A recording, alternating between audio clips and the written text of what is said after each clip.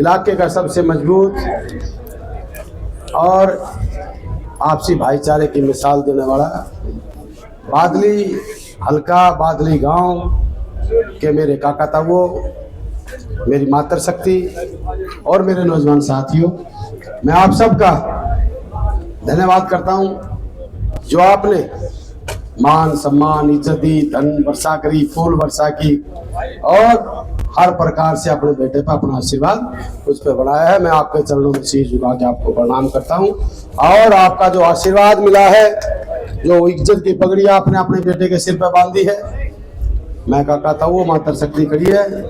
भाई रुकिए एक बार, भाई रुक जाओ एक बार। मैं आपको विश्वास दिलाता हूं कि जिंदगी में कोई ऐसा काम नहीं करूंगा जो आपकी दी इज्जत की पगड़ी पे कभी कोई लांछन व दाग लगे।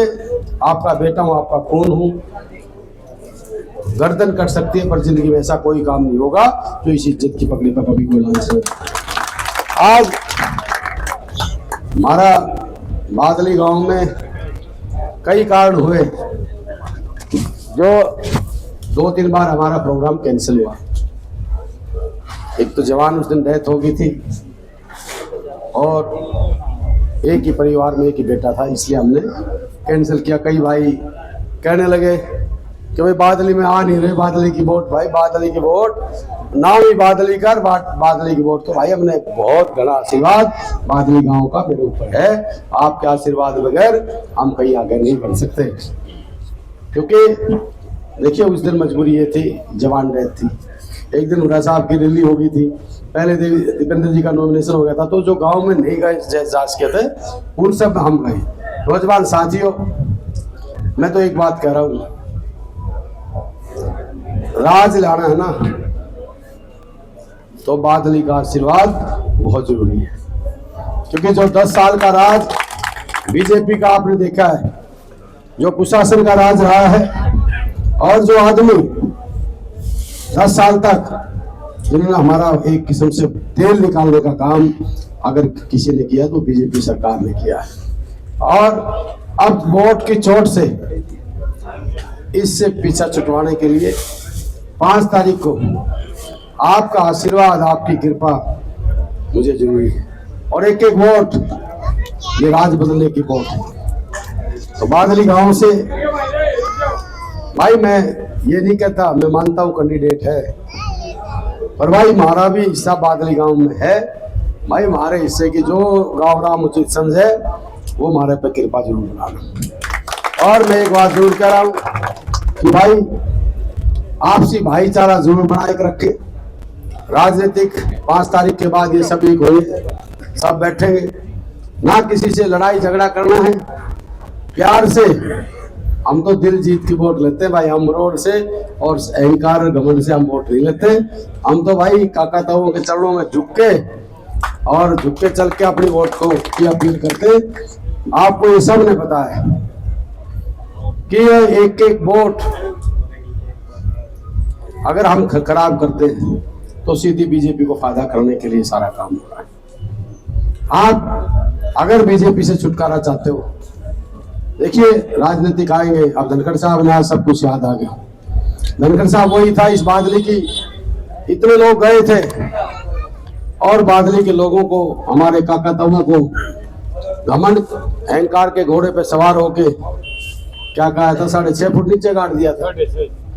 भाई बादली की जनता को 12 फुट नीचे भी गाड़ देगी। बादली की जनता है क्योंकि बादली हल्का, वीरों का हल्का है, समझदार है, राजनीति की सूझबूझ रखते हैं कि कौन आदमी कहाँ है, कौन आदमी क्या कर रहा है।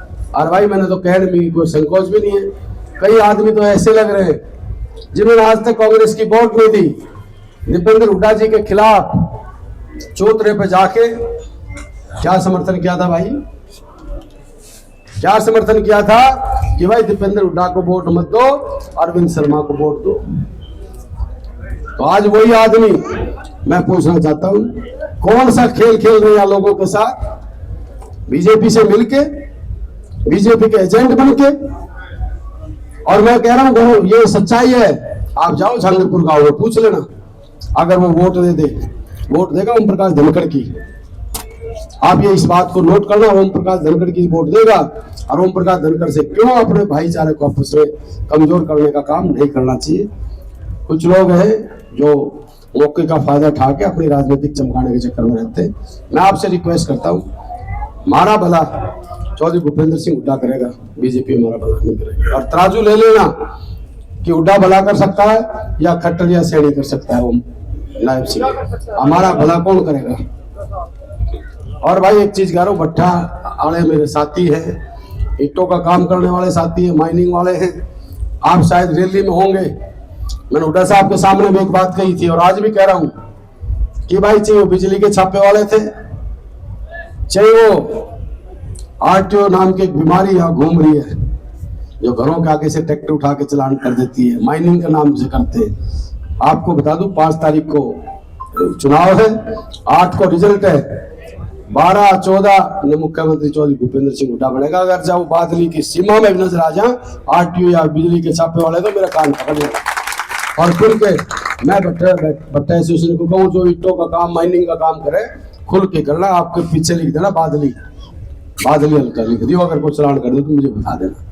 तो हमारी काकी ताई बैठी है भाई, हुड्डा साहब की जो घोषणा है 25 लाख रुपए तक का आपका बीमा फ्री, 2 लाख हर परिवार के महिला के खाते में टक दे 2 लाख रुपए आएंगे, 2000 और 6000 ताई की पेंशन, 6000 ताऊ की पेंशन, 6000 हमारी जो विधवा है उनकी पेंशन, 6000 विकलांग की पेंशन, 300 यूनिट बिजली फ्री और 300 यूनिट बिजली फ्री के साथ साथ 500 रुपए का सिलेंडर, 100 गज के प्लॉट जिसमें 3.5 लाख रुपए के लागत से 2 कमरों का मकान बना के भी देने का काम करेंगे। और सबसे बड़ी घोषणा, पुरानी पेंशन ओपीएस, यहाँ हमारे अधिकारी जो जॉब करते सबने पता ओपीएस क्या होता है।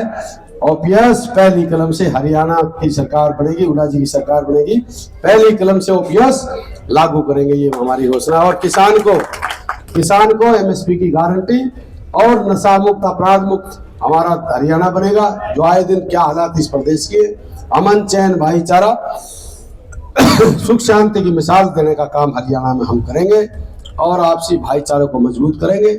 आप सब ने मेरी बात सुनी भाई, जो काकी ताई है सारा परिवार है, बादली की पावन धरा से मैं आशीर्वाद की मुझे बहुत जरूरत है। पानी की निकास और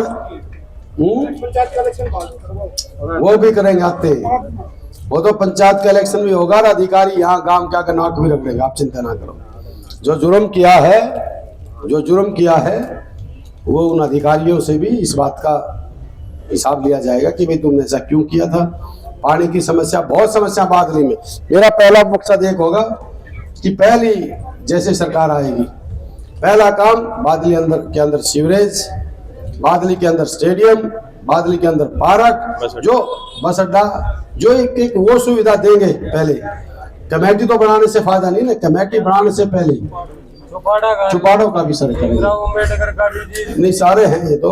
राज आपका आ रहा है, राज में एक बात कह रहा हूँ, पंचायत भी बनेगी, मैं पंचायत में कोई इंटरफेयर नहीं करूँ, कोई सरपंच बनो कोई और करो, आपसी भाईचारे के झगड़ों में इंटरफेयर नहीं करूंगा भाई। इतनी जरूरत, थारा बेटा हूँ, थारा भाई हूँ, थारा खून हूँ।